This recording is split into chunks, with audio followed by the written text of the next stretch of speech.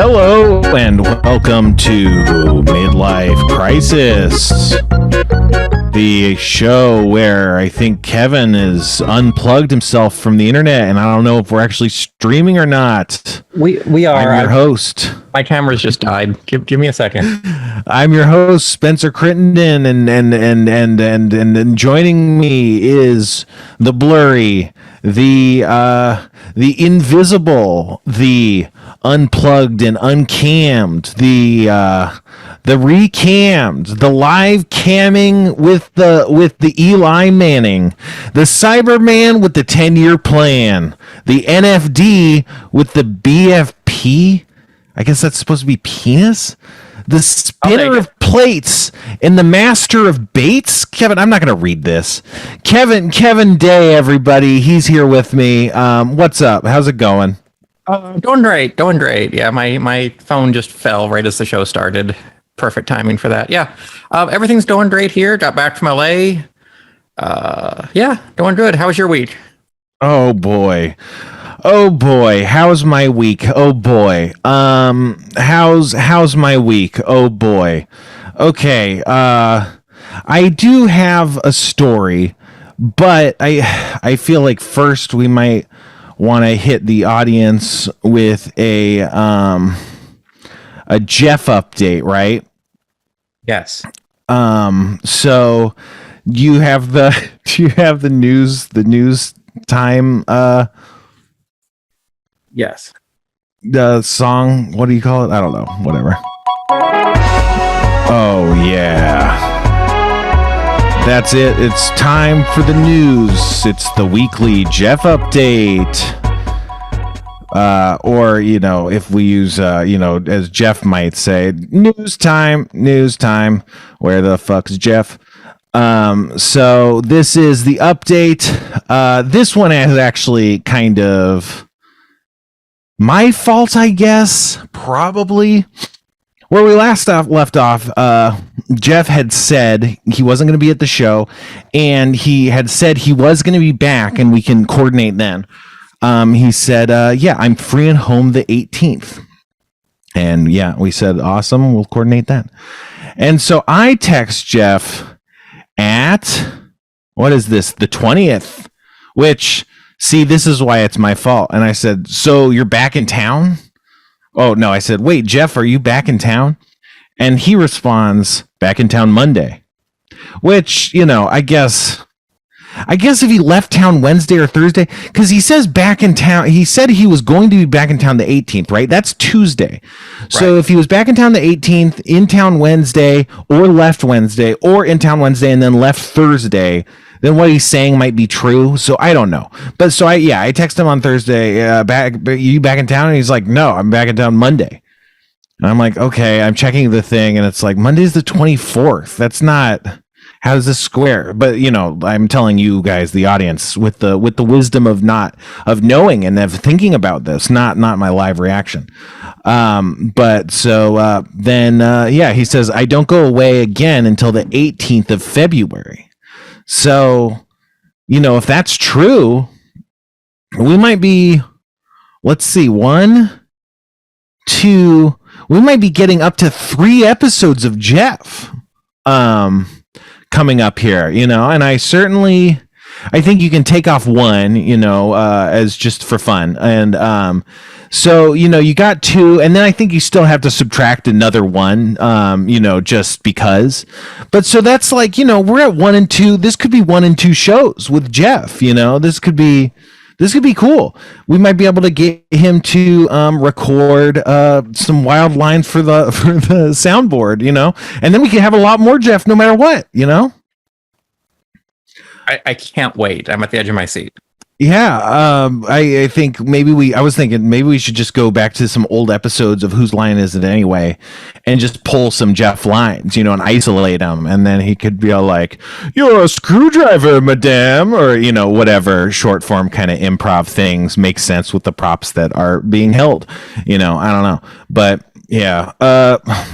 but oh shit, I think I'm blowing out the. I usually, when I'm streaming on Twitch, I stream on Twitch. You could check me out at twitch.tv/thesixler. And when I'm streaming on Twitch, I turn up my volume all the way on my mic because I just kind of mumble. I'm just kind of like, oh, yeah, I gotta jump over this goblin and stuff. And so I need it at maximum sensitivity. But when I'm podcasting, I'm really, jazzed up and energetic and stuff. So it's bad for that to happen. And I was blowing out the mic all the time. But okay. So my life update. I did a bad thing, Kevin. I seek your cyber Christ-like atonement. This is a confessional. I try to be a good person most of the time. I specifically, not to be a good person, I specifically try to not get into people's ways and to stay out of the way. I own a cat named Jason. She's very like me. And sometimes she tries to get out of my way, and she gets right out of my way, right into the next place where she's about to be in my way. And I can be like this too. And so it can be a frustrating, nerve-wracking position. But I work really hard to try and not be in anyone's way. But that's when I'm on my best days.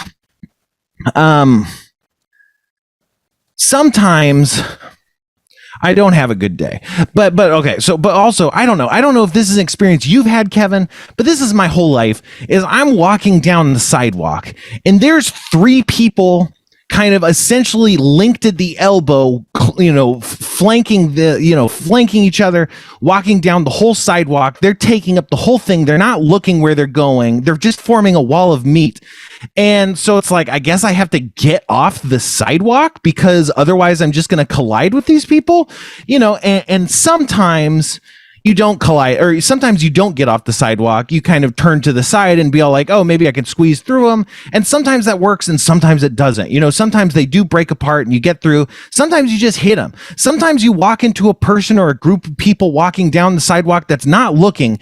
They just blast completely into you while you're going, are they really going to knock into me like this without looking?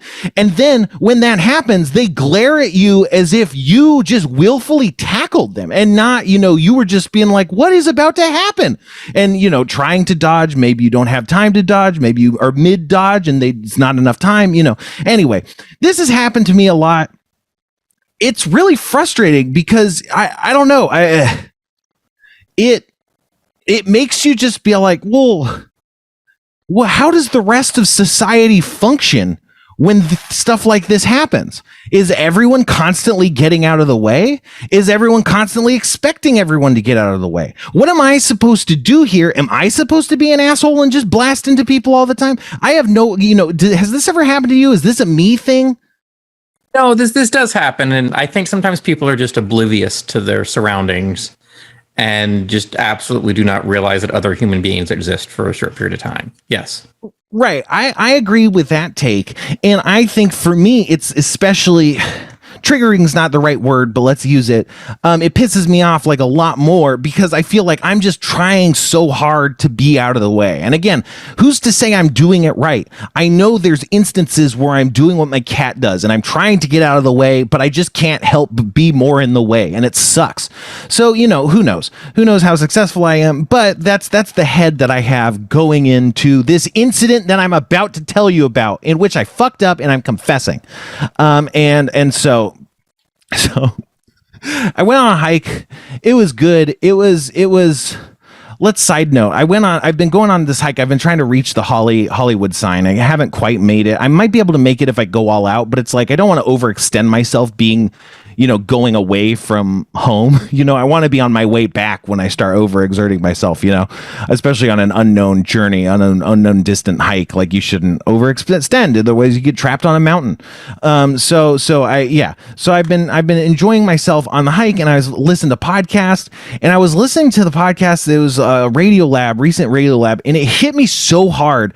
I was on like the very first part of this hike is like this really steep incline, and no other part of the hike is as hard as this part. It's at the very beginning, and you can actually bypass it by taking this really long meandering route.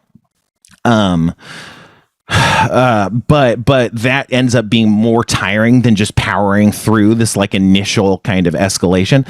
Anyway, I was powering through listening to this podcast, and they were talking about loss, and it was this guy whose wife died, and it was just really sad.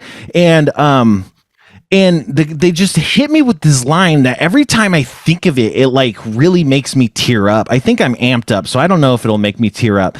But it's like the guy was talking about how despaired he was and stuff, and he reached out to someone, and the guy wrote him like the person he reached out to like wrote him a message that said different stuff. And one of the things it said was, what did it say? It said, it said, grief is praise of like lost love. It's still kind of like getting me a little bit. Grief is praise of like the love you shared with a person that's like gone now and stuff. And you know, the magnitude and the depth and the all encompassing ness of that grief is an utter reflection of the light that person, you know, had in your life, and the love that you were able to share with that person. And it just hit me so hard. I am tearing up, but it hit me so hard while I was just powering up this hill that I started like hyperventilate sobbing. I was like, and I've never had to sob emotionally in the middle of like really strong physical exertion. You know, usually kind of like the adrenaline all tamps that down, and you're kind of a little bit dissociating and you just, yeah. But so it was like, man, this is so weird to just be knowing that my emotions are causing me to just gasp for breath, but also I am really tired and trying to walk up a hill. You know, I don't know. It was a really weird experience. Anyway, I just wanted to talk about that because it was a really touching thing. I love touching things.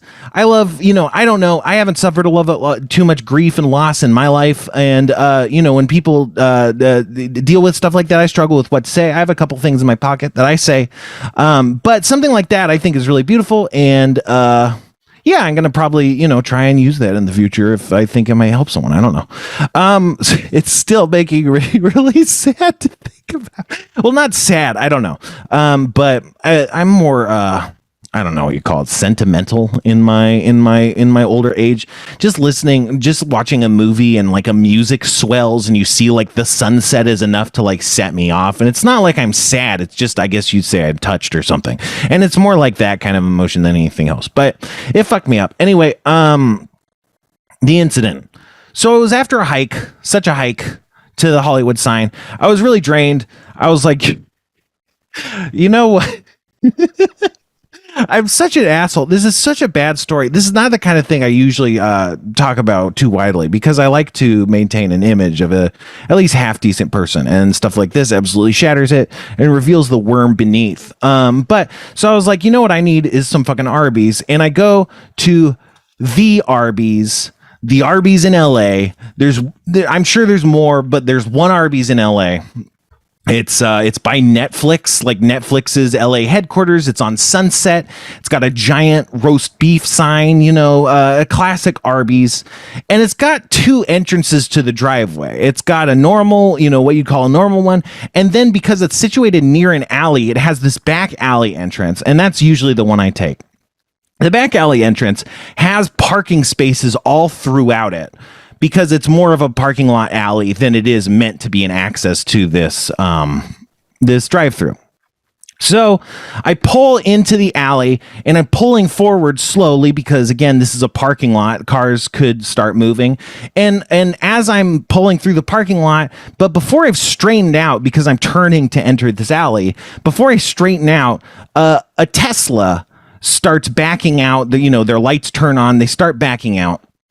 And I don't know, there's a kind of person that's an asshole, and the kind of person that's an asshole driver, they follow car trends. I don't know how they get the message and if they update immediately or if it's just the nature of the beast. Maybe the power of the car empowers people to be morons and pieces of shit. I don't know. Right now, Tesla is having a moment, and that's the moment, is it's being the asshole car. I think maybe at a point, maybe there's Priuses. I always associate this with really nice muscle cars like European imports and stuff, because the people are just doing crazy stuff. They're the people that'll rev their engines and honk at you and then like do an illegal move to get ahead of you one car length at a stop sign and then glare at you the rest of the stop sign. You know, people that are just doing crazy shit, they tend to drive cars that I just kind of group together. And again, I see Teslas doing it now. And so I'm like, of course, this fucking Tesla is backing up. They're going to hit, like, if I keep going because they're pulling out without looking with, like, who's in the line, they're going to hit my car before I'm all the way through. Before I'm about when I'm halfway through, they're just going to T-bone me. But, you know, it will have been their fault backing out without looking. But I'm aware of the situation and I'm preventing it by stopping short, you know, so they don't hit me, because they're not going to look. I know they're not going to look because they're fucking Teslas. Now, Kevin, are you comfortable admitting that you have a Tesla? Sure. Yes. So now when you back up in the Tesla, it has a backup cam, right? Yes. Yes, it does. Where's the backup cam? The camera physically is by the No. Where does it display for the driver?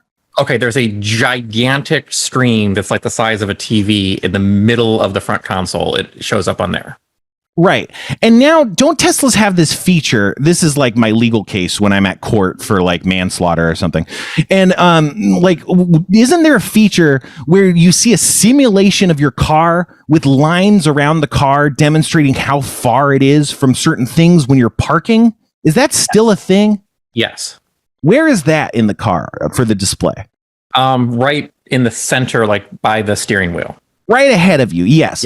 So it's like it's sensors on the Tesla that are proximity sensors. The closer your car gets to another entity, the more the line gets red or something. So right, and the more frantic it starts beeping. Yes. Right. And a normal person, I think, would normally look at the backup camera because that's a great view. But I think there's just something about Teslas that the eye is actually drawn to this weird model of the Tesla and these lines and beeps. I don't know. If that's not your perspective, you know, whatever. But I've messed around with a Tesla a little bit and I was very drawn to it myself. Can you speak to this?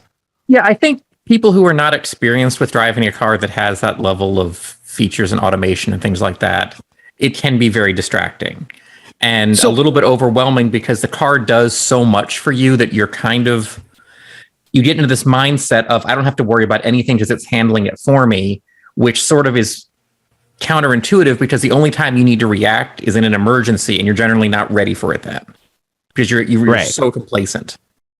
Right. That makes sense. But so my working mental model of what happens, I think the lady is talking. I think she's either looking at this model or not looking at it. I don't think she's looking at the backup cam because I'm close enough and there's a fisheye lens on most of the backup cams that I think she'd see my car being way too close to her. So she's pulling out. She gets all the way out and starts to straighten her tires and she looks up and she sees me and is like, and registering that I'm there as a car, and is like, wow, this car is way too close and it's blocking both lanes of traffic. What happened? Like that's what I believe her perspective to be, because she's not paying any fucking attention. She's not looking at her surroundings. And so I see the moment she realizes my car exists. And again, I have baggage. I try to not get in people's way. I try to accommodate people. And sometimes you see someone who's walking down the sidewalk and is going to hit you. And it's like, you know what? No, I'm going to brace myself and maybe even lower my shoulder a little bit. So when this person hits me, they're going to fucking hit me, you know, and they're going to see what it's like to walk through a world where people act like them. And that's not a good instinct. That's a terrible instinct. It's arguably one of the worst instincts in the world and one of the reasons why the world's so bad. It's a bad thing. I shouldn't be doing this. But so in that moment when the lady's like registering that I'm the asshole in her perception, I'm like, okay, well, I'm just not going to move. I'm not going to get out of her way. She thinks I'm blocking her way. She blocked my way. The only reason I'm still blocking the way at all is because she blocked my way completely without any awareness. If she wants to solve this problem and unblock the way that is blocked, she will have to submit to me, and I'm gonna go in, and then I will continue my car. I'm not backing up. I'm not gonna do anything. I'm not gonna do any of this. And so I get on my phone. And I start waiting because it's like and this is a situation I've been in maybe once or twice before, where it's like, no, I'm not going to back up. You can back up, or you could sit here. I know what I have to do today. Fucking nothing. I don't know what you have to do do today. What is it going to cost you? Because I know what it's going to cost me, and I'm already paid. So like, it's not a good thing to do. But I was in that situation where it's like, yeah, no, I'm just going to wait. So cut to 10 minutes later. I'm still blocking the parking lot. A couple cars have come. The people behind me have left because they realize nothing's happening. But the cars the other way are kind of blocked getting out from me. So people start approaching me. And so I've been worried about the pandemic, right? So I've been carrying around a gas mask with me. And so people are knocking on my window wanting to talk to me. So I pull on my gas mask, and I put on my gas mask to be safe. And I start talking to them. And of course, I'm wearing a gas mask. So I have all the charisma of like a Muppet. And I'm like, and they're like, can you move? And I'm like, yeah, I'll move. Just all you have to do is get her to pull back into her spot, and then I'll move along, unblocking the road, and then we'll all get back to business. This could have happened at any time. It's been 10 minutes. I was expecting it to happen. How ridiculous that it's gone so long. But surely if we want to solve the problem and not be mere assholes, we could solve the problem. Here's how to do it. But clearly my charisma is not what I want it to be. And it's, I'm becoming the bad guy in this situation. Who knows how? I can't imagine why. It's so obvious that she's the bad person in this situation. And so one of the guys is like, okay, well, I'm parked over there. I'm going to pull my car out of over there. I'm going to bring it over here. And if you're not gone, we're going to have a problem. And I'm like, no, well, I told you I'll leave when she moves back in. Other than that, I'm not moving. If you want me to move, I'm not going to. You can do what I'm asking, and then I will move, or you can wait, and he wasn't happy with that. And so he walked away, and he does that. And so now he like wedges his car to make like everything more complicated and impossible to move. And he gets back out and is like, can you move? And I was like, no, I told you how I'll move. I'll move when she gets back in the spot. And he's like, well, I'm blocking her now. She can't get back in the spot. And I was like, yeah, that's why I suggested you don't do that when you said you were going to do that. And I told you not to. Because that's not going to solve the problem. I told you how to solve the problem. If you want to be an asshole and be stubborn, I can do that too. Because again, I have all day. Part of the guy, his story is, I'm going to get to work. I'm going to be late for work. And so it's like, yeah, I'm sorry. If you want to be late, if you want to get to work really quickly, I got a great solution. I've been saying it, And so he's like, I got to be late to work. And I'm like, yeah, but I'm not doing it. I'm not moving. I'm only being as stubborn as you. And they're like, why do you got to be such a dick? And I was like, I'm only doing what you're doing in a different direction, And so eventually they guide her car because, you when you have help, you could go back here, cut the wheel, and so there is actually a small space for her to move in. And honestly, a competent driver could have moved to that space very easily the whole time. But she wanted me to move because she thought I fucked up and wanted me to, own up to my mistake, which I fucked up by not being the bigger man. But I did not fuck up, by being in that situation in the first place. She caused that mess. Everyone, like, the whole thing is she took a shit on the floor and then looks at it and be like, why did this guy shit on the floor? I hope he cleans it up. And it's like, bro, I'll clean up your shit, but you have to admit it was your shit. Otherwise, you can clean up your shit and pretend you just cleaned up this random man's shit. That's fine with me. I'm fine with that. But I'm not going to apologize for shitting your shit that you shit on the floor and then clean it up for you. I'm not going to do that. But they eventually they guided her through, and then the way was clear. And I was able to go forward without backing up.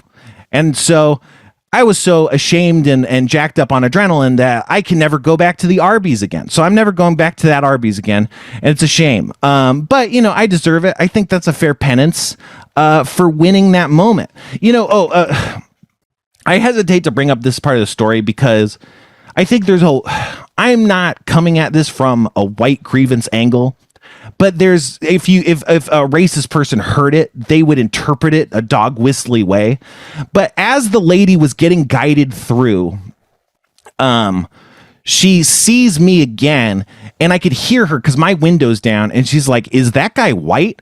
And of course, the two Tesla drivers are Asian women, and I'm like, "You didn't know what race? It's been 10 minutes. I saw you the whole time. You never looked at my head 10 minutes into this whole episode? You don't know what race I am? What the fuck? Why can't you pay any fucking attention? This is the whole problem."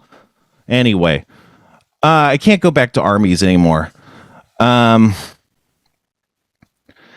yeah, I really fucked up. I feel bad about it, I don't know.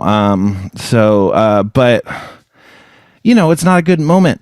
This is a problem for me where it's like I get mad, so I do something that doesn't help anyone and looks confusing and makes it probably the worst for me.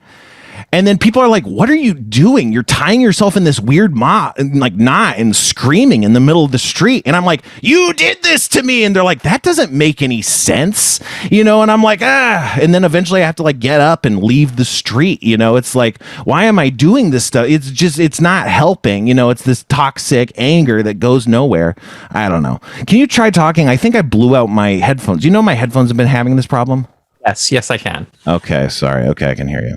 Yeah. Anyway, yeah, but so it's like my problems with my parents and my family are the same kind of way. It's like I just kind of drawing these lines but it's like I don't think I explain it super well. So by all rights, they might not know at all what my deal is, and they're like, "He's just being so weird." And it's because I've drawn this arbitrary line that I haven't necessarily completely clearly communicated.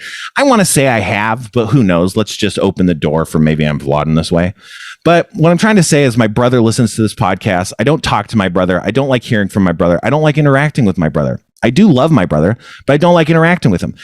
He loves validation, and my parents fucked him up really bad. And, it's been really off-putting to me.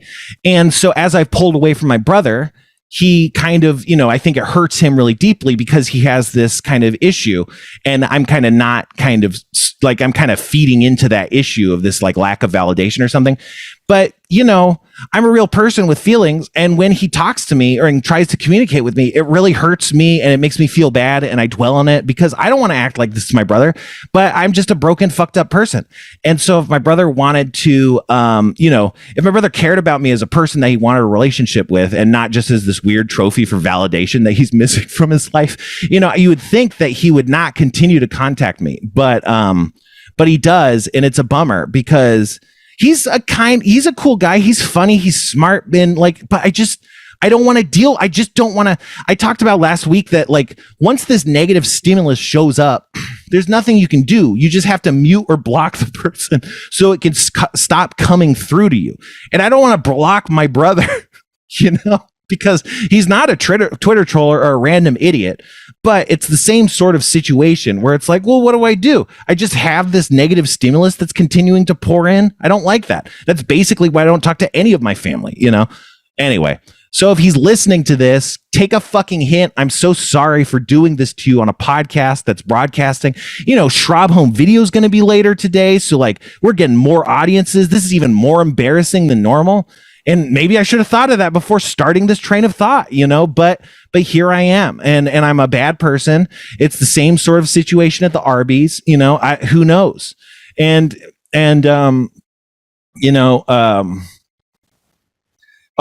forgot to say the last part of the story is that the guy that was acting as the intermediary the whole time, as I was pulling forward, he flips me off, and I look at him and I say, "Sir, this is an Arby's." That didn't really happen, but that would have been funny, right? That would have, yes. Yeah. Anyway, what else? Do I have any other stories? I got one more thing. I was going to talk about this last week, but I forgot. I got to pull it up. I was texting with my friend Abby. We all know Abby, anti-vax Abby, I think you call her. And it's fine. You know, she's got a lot of ignorance, and she admits her ignorance. But you think a self-admitted ignorant would not double down on the things that they self-admit ignorance about, right? It becomes a little different than ignorant once you start saying, I don't know what I'm talking about, and I'm still going to argue and tell you that you don't know what you're talking about. It's like, this is not ignorance. That becomes willful. Anyway, so she texts me. I know you hate Joe Rogan, but have you listened to the Dr. Malone, one of the guys who was involved in creating the vaccine? So I guess there was this Joe Rogan episode where they had this guy who's called Dr. Malone on, who's involved in creating the vaccine. I don't know. So immediately my hackles are up because it's like, what the fuck is this going to be about? Joe Rogan's the biggest piece, like everything he talks about is so stupid, you know, this is going to be nonsense, but this is going to become an internet event because it already is, because it's fucking Joe Rogan having this guy on that's like, I made the COVID. I don't know what the fuck's going on, but I'm already pissed. So I'm like, no, but I'm sure the guy who is consistently wrong about everyone or everything, and whose business model relies on just having a bunch of idiot Nazis on his show to lie and spread hate, probably backed into some new horrible truth that conveniently fits into your worldview, that changes everything we think we know about COVID and vaccines. You know, it's a bit sarcastic. So she responds, you should listen to it and let me know what you think. I already told you what I think. There's no reason to believe anyone on that show is telling the truth. They're constantly wrong and lying about everything they talk about. Lol, okay. Joe Rogan is probably personally responsible for more COVID deaths than like the vast majority of media figures who aren't Fox News. Do you think the Doctor Who Joe Rogan had on talked about was about how great the vaccine was also lying? Just curious.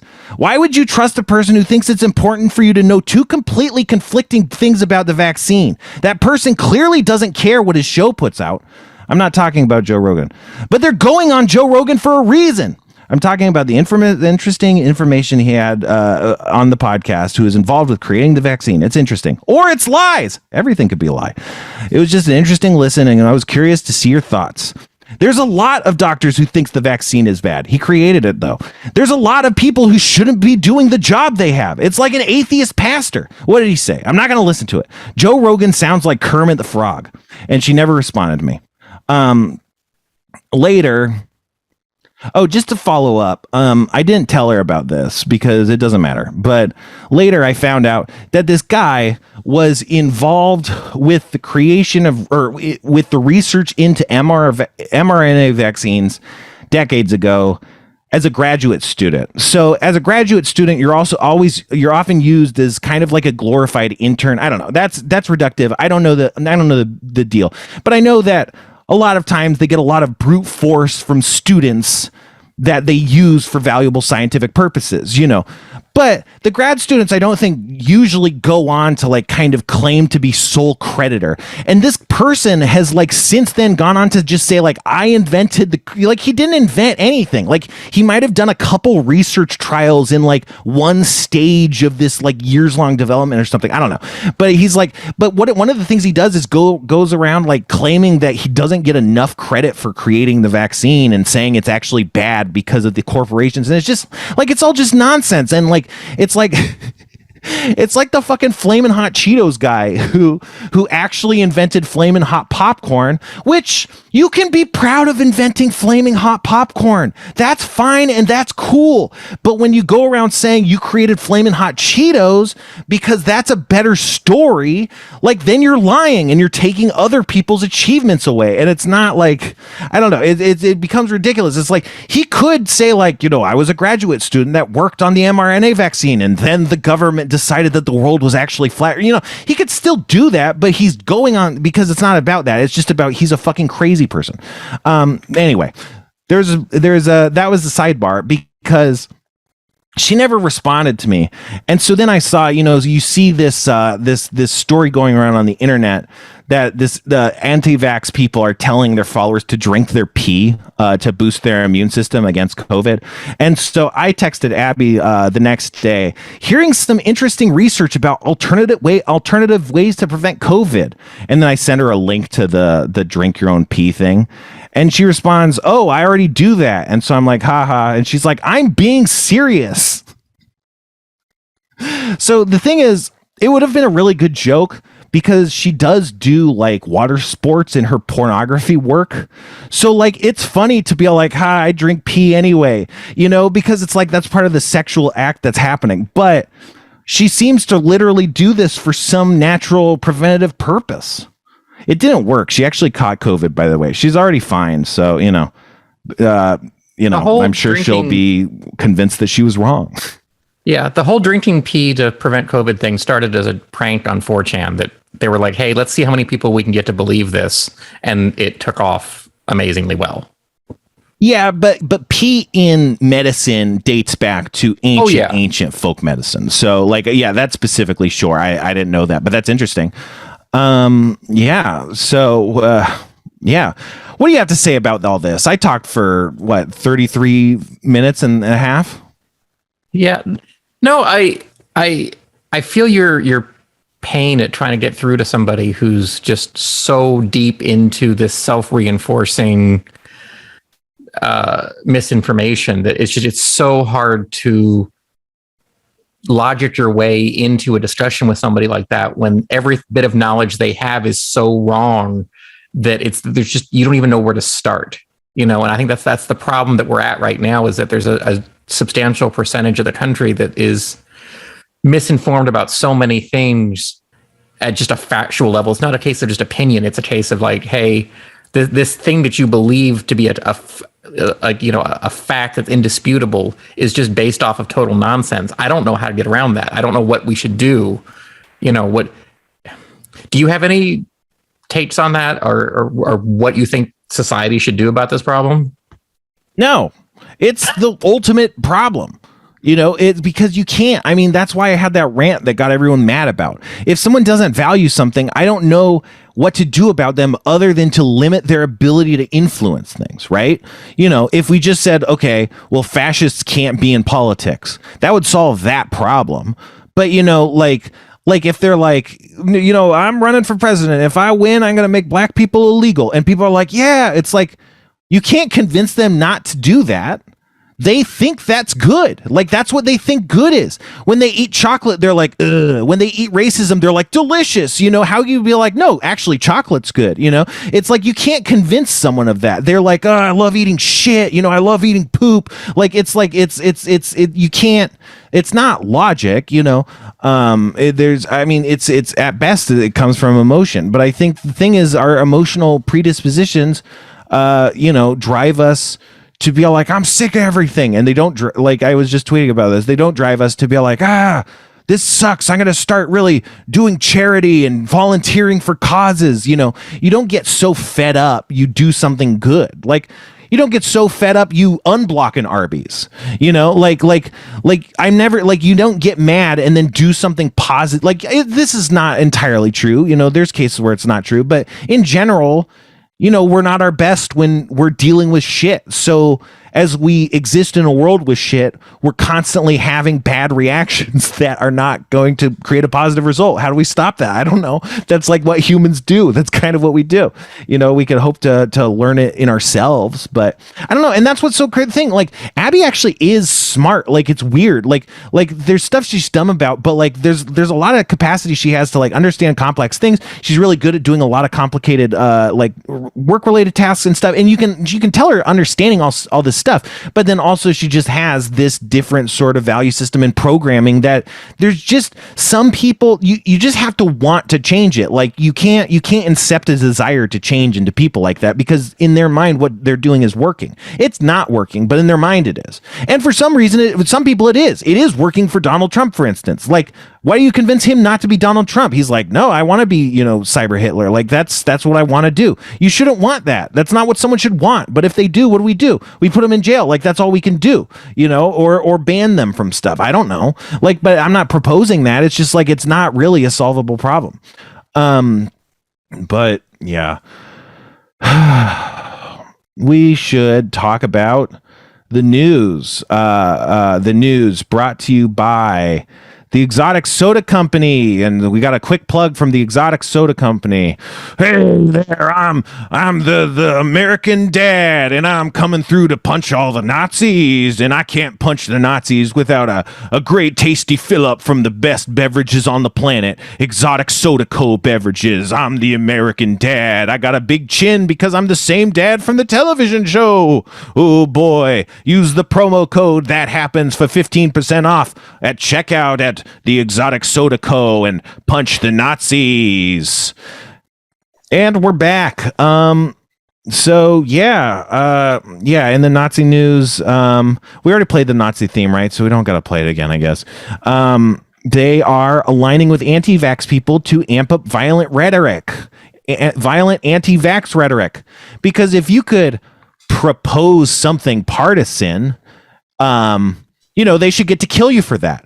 So if they can just associate, if the violent white supremacists can just normalize the concept of associating just any given democratic policy platform with responding with violence, then they can just kill us in the streets. That's great. So that's happening. They're really in white nationalists are planning all the anti-vax rallies and introducing the rhetoric, and it's bad, and that's the news. Oh wait, we do have the outro music theme song, right? I guess we'll have to pull it up, but we got to use that because what's his face? Yeah,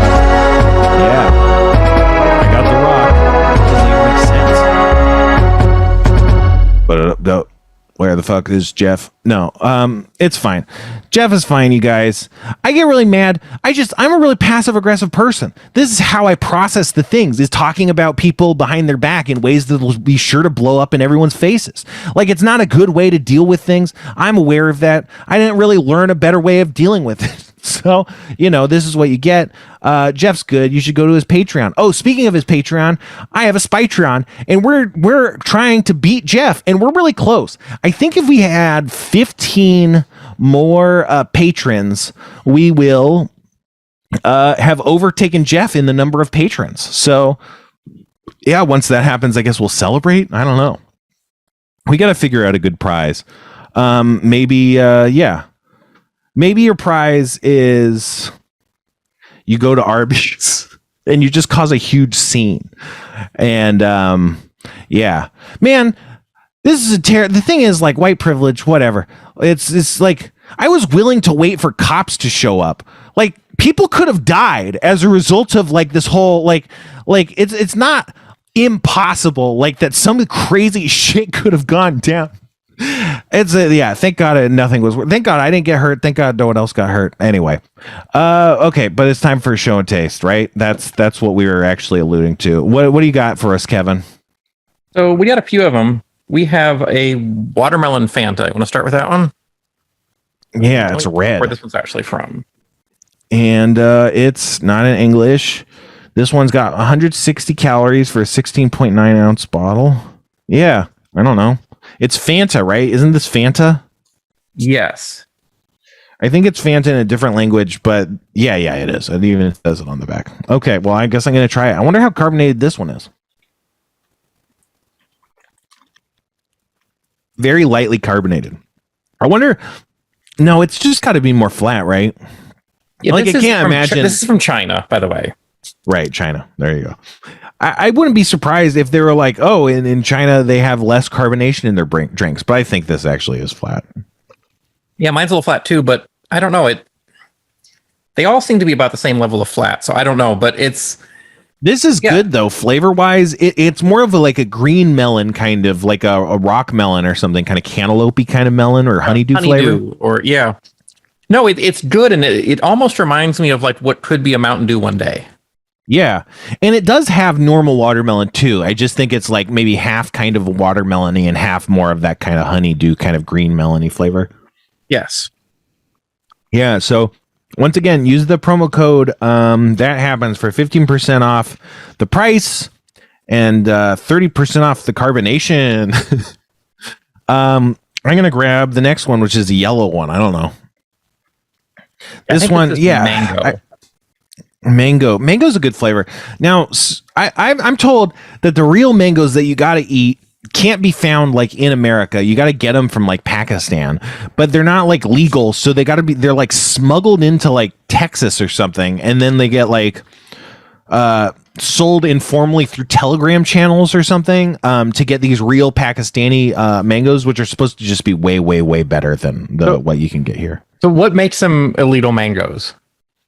Just customs. You know how like Okay. there's things that you just can't import that are vegetation. Man, okay. So one time I went to Australia. Oh, the Harmontown tour where we went to Australia, and I allegedly may have brought things on the plane to Australia, including a sandwich, just a normal sandwich. And when I got to Australia, they said, we got to search your bag for anything illegal or banned. And I was like, oh, I guess I'm going to go to Australian prison. And they looked through my snacks, and they didn't find anything in my snacks, which, I didn't do anything, but I was very surprised by. But then they did look at my sandwich and they're like, what's this? And I was like, it's a sandwich. And they're like, what's in it? And I was like, salami, goat cheese, spinach, what do you call it? Arugula. There's artichoke hearts. And they're like, you can't have this. And I was like, what? It's a sandwich. And they're like, yeah, it's a foreign species. It's like, I don't know. And so they made me throw out my sandwich. It was like an expensive fucking sandwich. I make a travel sandwich, Kevin. I make a travel sandwich that I learned from Food Network. You make it on a giant like piece of ciabatta style bread, and then you smash it with like pots and pans or like heavy weights in the fridge after you make it. And so it squishes down, it becomes really firm and kind of almost jellied or congealed. And then you can slice it into like cubes or like strips that store really well. They're easy to freeze or refrigerate, and then you can just have this giant sandwich that you can feed like 2 or 3 people like for a whole 24 hours or something on, and it'll just be good that whole time because it's like cured meats and stuff. It won't go bad immediately.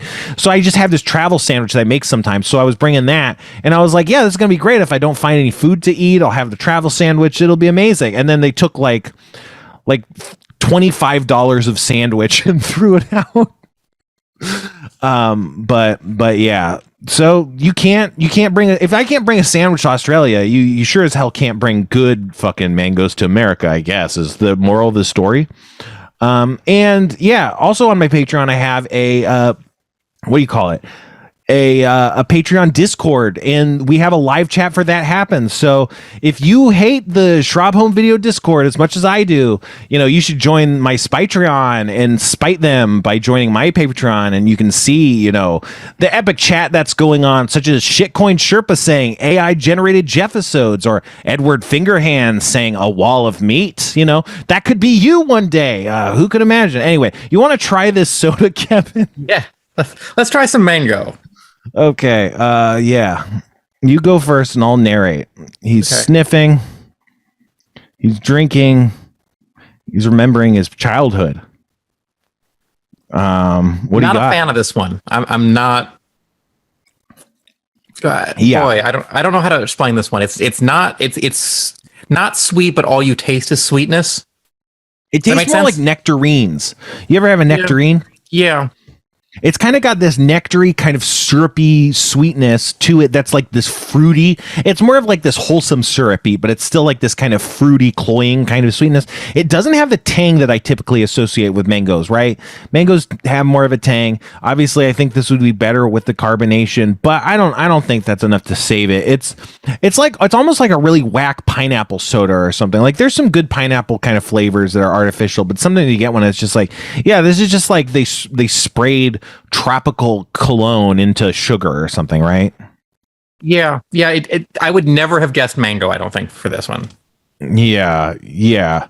I guess I wouldn't have guessed if I didn't know. And then we got this blue one. It's right, Shikata. So, this is from Bulgaria.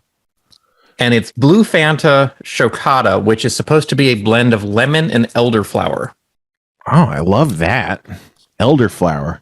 There should be more elderflower. There should be more currants. There's no currants in America. Yeah. So this, it's like a blue lemonade. It has this kind of floral. Yeah. It tastes almost like, I'm not saying it tastes like soap. It tastes like how soap smells. Yeah. It's because these aromatic notes that are, I guess you'd call them the elderflower, they're really heavily, how often do you drink a soda that just has like really solid aromatic kind of presence? You don't. The aromatics kind of hit the back of your throat and your nasal passages, whereas the flavors hit in your mouth. But you get this very clear aromatic, like you said, this floral kind of fabric softener, maybe I like it. Like I wouldn't say it's negative, but do you not like it? You kind of, fabrics, like what you described it sounded like a negative connotation, right? It's not an unpleasant flavor, but it's not one I think I would drink more than once or twice. I won't crave this tomorrow and be like, wow, I wish I had another. Yeah, I like it. I think this is my favorite. I think with carbonation, it would be really solid. And I guess more than that, I just think that, like, I can imagine someone making, like, this kind of beverage with real lemons and real elderflowers, and that being, like, really good. Like, I can see this working, It's just not, just didn't get there. And I don't know. Maybe this is the American Me Too, but yeah, I think all of these would be better, more carbonated. Yeah. Yeah. I agree with that. Sorry, someone was texting me and I thought it was something that I did. I don't know. Anyway, well, we got two more. Let's just keep going, huh? We got ourselves quite the snack log as well. Honestly, we got these leaves ketchup. Yeah. So I don't know if you've spent much time in Canada, but like, in Canada, ketchup flavored potato chips are amazingly popular and they're really good. I wish they were more popular here. They're kind of gaining steam a little bit, but yeah, you probably still can't find them in most places. I don't like ketchup. I don't know. I think it's more of a mental block than anything else. I've never liked ketchup. Ketchup chips are fine. It still has that kind of mental block kind of situation for me. So it's like I can't fully enjoy ketchup chips, but ketchup chips, their flavor profile is very similar to a salt and vinegar chip. It's just you also have some tomato-y. It's almost like salt and vinegar, but with kind of like a molasses kind of, syrupy add-on to it. But so these are Cheetos shaped like maple leaves to, be as Canadian as possible. Yeah. And yeah. So what are you thinking of your first bite? Very sour. Probably that's the strongest note that hits me is just sour. And then you get the corn, the crisped corn, which is really, it tastes kind of like cereal, like a corn pop corn. If you eat a corn pop, it has this very specific kind of corny puffed flavor. It's not like a Cheeto. Like it doesn't have the same, it's a much cornier character. They kind of put like a normal Cheeto, they kind of knock that out of it. And it just is kind of like a flavorless. This is kind of like cornmeal, I think, is the texture of it. It's nice. I really am. Yeah. I only get vinegar. Like I'm not really getting flavor. I don't know. What about you? It's a lot of vinegar, but with a little bit of the sweetness of ketchup, but I'm not getting the tomato flavor. Yeah, I'm not really getting tomato. That's so weird. I mean, I guess maybe I could buy, dehydrated tomato tasting a little bit like this. But yeah, it's just kind of like a sour kind of corn almost. It's not going to be as good as a ketchup chip.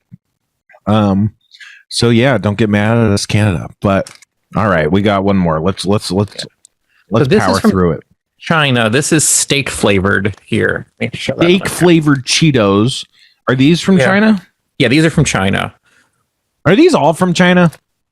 The blue one was from Bulgaria, and the ketchup was from Canada. But other than that, yes. They smell like fucking like beef bouillon. Okay, so Spencer's tasting it now. He seems to be enjoying it. They taste like steak seasoning, but not the steak, if that makes sense. I mean, it's very light. I wish there's more of it, right? Yeah. I mean, there's a little bit of that grilled flavor, a little bit of, fat being cooked, but not steak itself, but with some steak seasonings on top of it, like some rosemary or something like that. Yeah. I mean, I really like it, but it's just because I think it's kind of, you just get this mild sweet corn puff with just a little bit of spice or a seasoning, right? Yeah. No, this is definitely good. I would eat these. Yeah. I'd get more of these for sure. I don't know, like, how they'd stack up to, like, I don't know. I think we talked about those Mexican Cheetos. Yes. I think those would probably be better than this, but it's very good. But yeah. Well, that was show and taste. I don't know. I don't know, you guys. What am I doing? I'm broadcasting my beefs with my brother. I'm causing spectacles. I'm becoming a Karen. I mean, are you kidding me? Okay, so in the chat, Banshira says you gotta try the Canadian Lay's ketchup chips. I've tried them before, and I don't remember how they taste, other than what I've talked about previous. What should we do? Is there any other bits that we haven't done? We talked about Nazis. We talked about Jeff. Yeah. Oh, I mean, I've talked about it before, but I want to do D&D. I want to do a video series teaching how to play D&D. I've been starting to work on that, and yeah, if you go to my Patreon, you can see like behind the scenes into that process as it continues. But yeah, I want it to come out on YouTube, and then you can be all like, hey, friend that doesn't know how to play D&D and who always wanted to learn, here's the videos and you can learn. And who knows how that'll go? Who knows? I don't know. I've always wanted to be a teacher. With teaching someone D, where do you start with teaching somebody D&D? Like, there's so much to learn, and so, it's really hard to just jump into it. Where do you start with teaching somebody?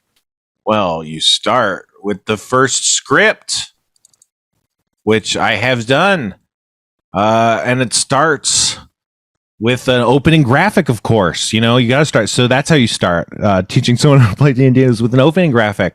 And then, you do a clip from Harmon Quest, I think, because that's actually showing people playing kind of D&D in a real way. And then I guess I'd start by saying, welcome to Spencer Crittenden's video series. No, I don't. Okay. So the way I'm breaking it down, that's the hard part about D&D is people have all these expectations. So you got to kind of say, forget everything you think you know about D&D. Let me set the table. This is what it is. To do this, you're going to need these things. And then you're going to need to learn how to do these things. So like for me, the first video is supposed to just lay all that out. Be like, D&D is role playing with your friends. It's this, it's that. And you need dice. You need a character. This is what a character is. We'll talk about all these things. We're going to teach you how to play D&D. That's going to take, place over the course of these video series. You could go to those now. If you want to do this video series, continue on to the next one, but don't forget, you're going to need the player's handbook. The whole thing is all the rules are in the player's handbook, and it's not clear how you're supposed to read the player's handbook. Although if you just read it, it actually works really well. But, people don't know. It's daunting. It's overwhelming. You see a 300-page book and you're like, am I going to have to read this whole thing? It feels like a class without the class. So what I want to do is actually make the class, where if the player's handbook is a textbook, it's a textbook for this class where you read assigned reading that I give you, because it's not like, oh, I have to read the whole book. It's like, no, read pages 4 through 8.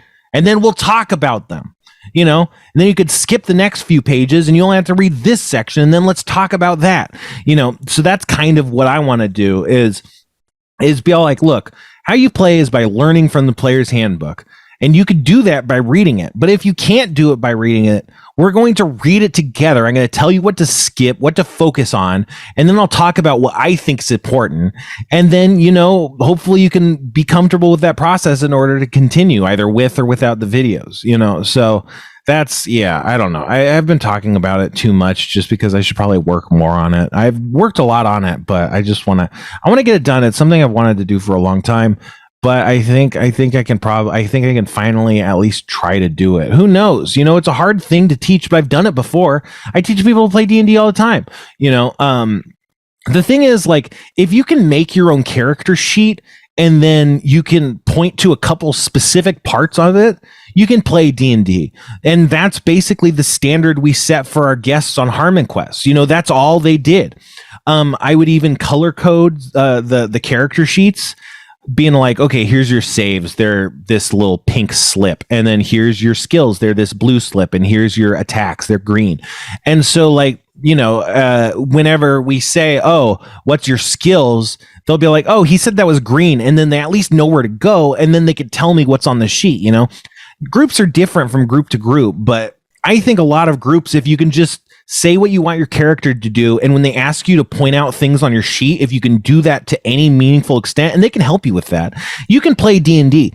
And so part of it is just getting them to that stage, just getting their character sheet down. But then I want to keep going, and it's like, well, if you're still not comfortable, let's talk about all the rules, and then let's talk about all the combat rules, anyway, I don't know. I guess I talked too much about that, but I got to do it. It's my life's work, is to create a resource that could teach people to learn to play D&D on their own, which is a very overwhelming task that people want to do and never follow through on because they don't know how. Anyway, yeah. I've noticed, like, on Harmontown here, and especially in Harmon Quest, as a dungeon master, you've been very loose with rules. I think kind of like, the rule of funny. If it's funny or if it gets us past a difficult point, you're pretty loose on procedure and process and things like that. Is that how you recommend newbies to start playing the game? Or is it important to get the rules down first?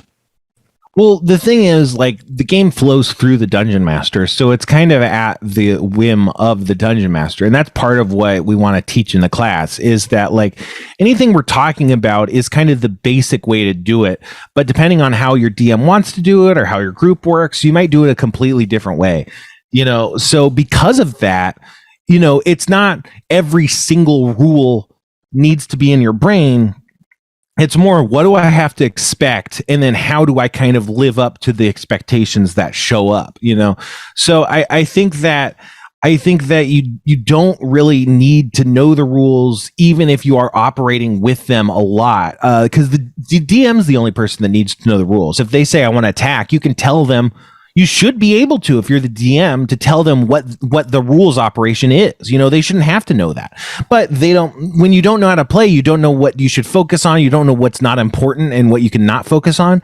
And that's part of why it's overwhelming, which is, again, part of why it's all just going to be about trying to get them to their first D&D game, and then they know what to expect moving forward, and then then they'll feel a lot better about it. But I don't know. The thing is, in D&D, the DM gets to set when you make rolls and when you don't make rolls. And I used to be more intractable and like strict about stuff in the past, but I've read more about D&D stuff that, like, say, it's fun to play off of the other players and kind of go with the energy and stuff. And, like, I don't know, in one of I think it's in 4th edition, but I don't know, it might have been in another book, but in one of the books, official books, it just talks about, like, saying, like, oh, it's kind of like a hypothetical situation where the DM is announcing a foreboding tower with, like, a few birds kind of flying around it. And then in the situation, the player, like, just kind of improvises, and a dark tentacle snaps out of the tower and grabs the bird, strangling it and pulling it from the sky, which is completely outside of the realm of what the players can do. That's what a DM would do. But in this situation, the DM was like, that's awesome. And they said, yeah, that happens. Hey, that's the name of the podcast. And it became just this fun moment, and it didn't necessarily mean that now the player is going to keep on trying to make up things and make them real. But it's like the player was kind of trying to introduce this cool idea, and the DM was like, yeah, well, that's what we're doing. We're doing these cool things and trying to make these fun, interesting stories. So even though your urge might be able to be like, no, let's execute the rules. It's like, well, what are we doing? We're trying to have fun, come together, tell fantasy stories. Like in movies and stuff, there's moments that kind of defy explanation or happen just because they're cool, and we don't really think about them. So it's like, if you want to deliver more of that experience, there's not really any harm to it.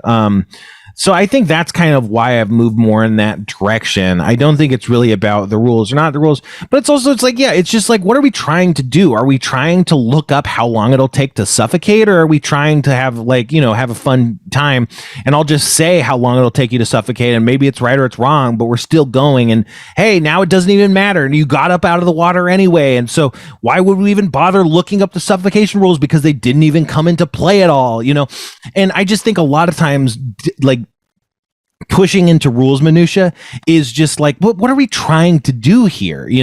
And again, every game is different. Maybe people really enjoy delving into the rules minutia, and if that's what their group wants, I don't want to shit on that. But to me, it's never really added too much to the experience, and so it's just not what I focus on. Yeah, what I focus on is just trying to keep things moving. I don't know how good I do about that, but that's kind of my thought process, is just let's keep keep things going. If people seem like they're checking out, let's try to get them engaged if I can, and those are kind of my more concerns, which drives me to, push past things and make new things happen and cool things happen, and not just, try and look up the rules or execute. It's just kind of making gut decisions and moving with them. Which, that's part of the rules. That was what it says in the book. It says the rule number 1 is the DM's word is God. It doesn't matter what any rule does or doesn't say. That's so any rule I'm not following is the rules, but it's another thing that people don't necessarily know about D&D because they haven't read the books, because it's hard to read, and you don't have to read, but at the same time, all this wonderful body of knowledge is here. I've read so many D&D rule books. I've read rule books for other RPGs. The 5th edition Player's Handbook is definitively the best reading experience and organized in the best possible way that has ever been done in any RPG ever, in my opinion. I'm sure there might be a couple corner cases that have done it a little bit better, but I think, like, for what it does, it gives you all, like, the right information kind of when you need it. It glosses over what it can, and it focuses on what it has to. And it's really just beautifully designed. As someone who had to learn in the original 3rd edition books, it's like, I fucking wish I had the 5th edition Player's Handbook. It's designed to teach someone who doesn't know what they're doing how to learn how to play, which is not how the other books have been designed. And I've read, like, the Shadowrun book. All the books have a lot of cool stuff in them, and they lay things out or think about things differently, and it's good to get those perspectives. But just the structure and the way the structure feeds into how someone experiences the book and learns the information contained within, like D&D's 5th edition is just light years ahead of basically everything else that I've read. But again, there's value in the other perspectives. I like Shadowrun thinks about things in terms of scenes, like you would put in a heist movie. So it's like, in this scene, they have to do research. So that's actually going to abide by kind of different rules than a scene that's during combat or something.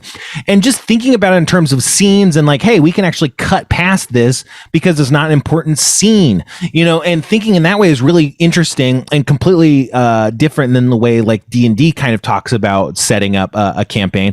But having all this information and different approaches is really great and really interesting. And I highly recommend people read all this other stuff. But yeah. So I really want to, I don't know. One of the things that really like impressed me about Harmon Quest was that you had people coming on the show that I'm pretty sure had never played D&D before.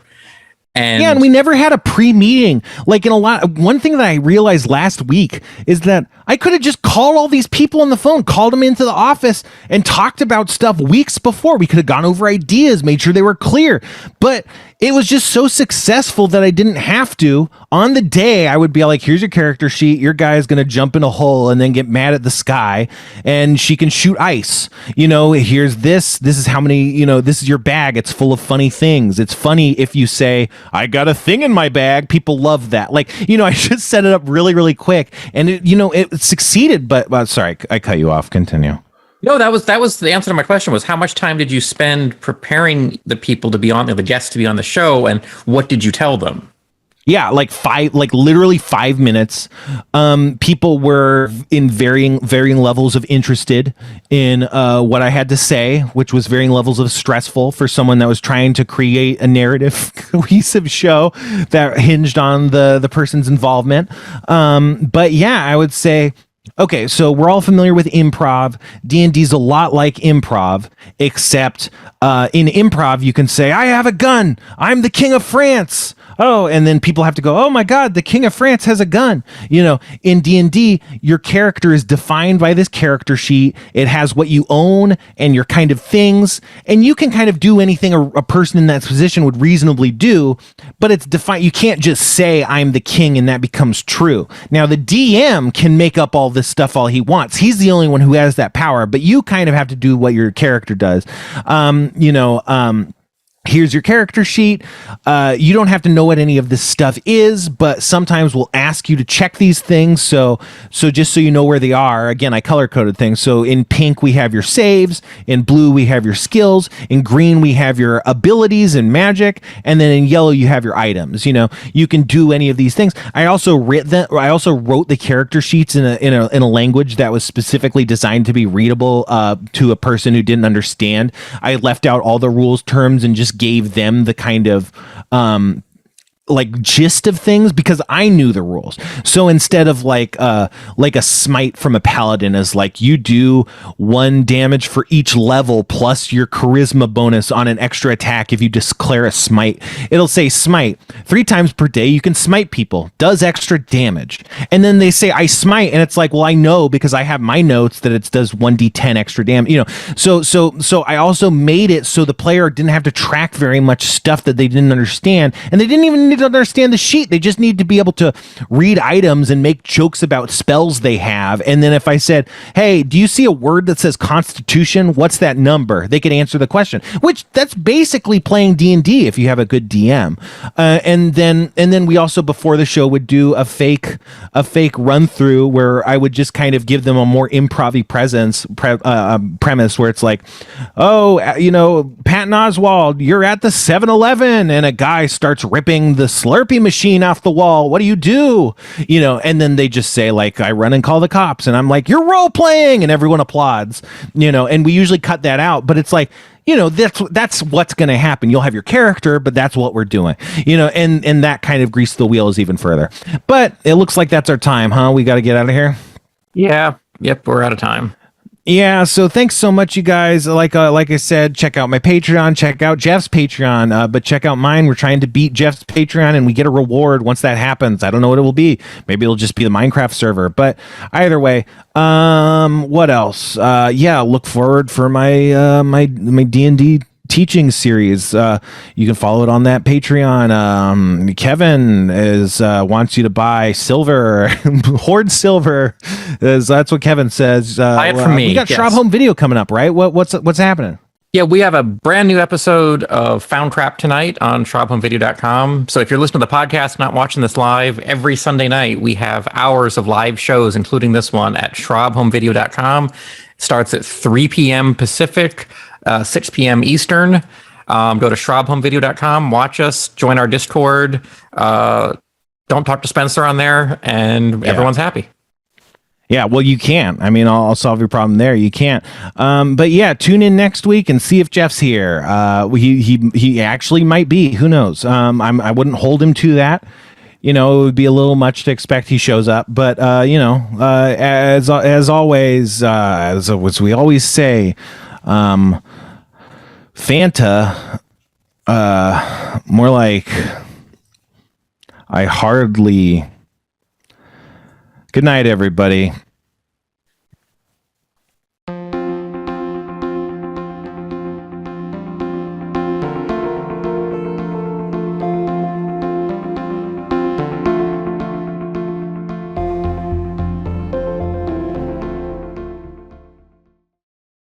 Starburns Audio.